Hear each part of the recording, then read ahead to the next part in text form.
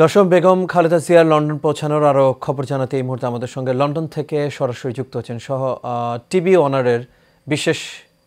ওয়ানারের বিশেষ প্রতিনিধি মনির উদ্দিন। আশা করি আপনি আমাকে শুনতে পাচ্ছেন। মনির, বেগম খালেদা জিয়াকে বরণ করতে কি কি প্রস্তুতি নেওয়া হয়েছে? জি, আপনাকে অসংখ্য ধন্যবাদ আমাকে যুক্ত করবার জন্য।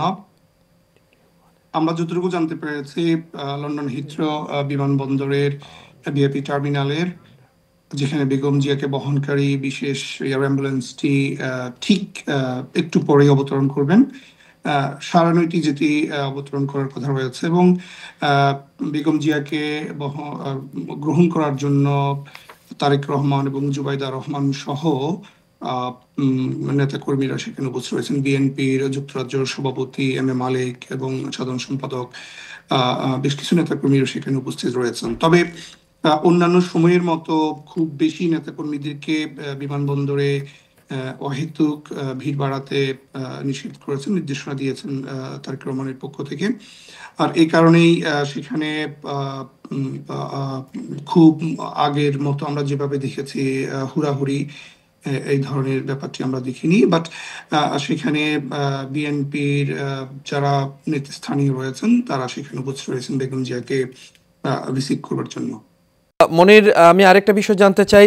যেহেতু অনেকদিন পরে প্রধানমন্ত্রী বেগম খালেদা জিয়া লন্ডনে গিয়েছেন, তো তাকে দেখার সাবেক প্রধানমন্ত্রী বেগম খালেদা জিয়া, তো তাকে পেয়ে বাঙালি কমিউনিটি যারা আছেন এবং ওইখানে যারা আছেন নেতাকর্মীদের মধ্যে কেমন উচ্ছ্বাস দেখতে পেয়েছেন?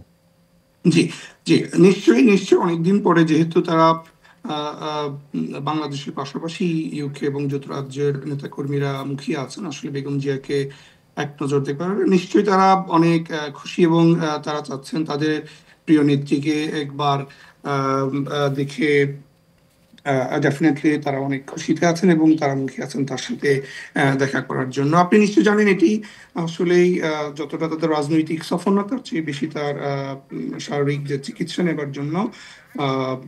সেই কারণেই এখানে থাকবেন এবং এই এয়ার অ্যাম্বুলেন্স থেকে তিনি সরাসরি ক্লিনিকে চলে যাবেন, আমরা যতটুকু সংবাদ পেয়েছি।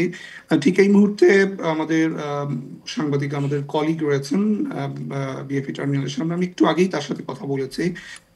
কিছুক্ষণের মধ্যেই এয়ার অ্যাম্বুলেন্সটি সেখানে অবতরণ করবেন এবং নেতাকর্মীরা তাকে গ্রহণ করার জন্য উৎসব মুখর পরিবেশই বলা চলে, তারা সেখানে মুখিয়ে আছেন।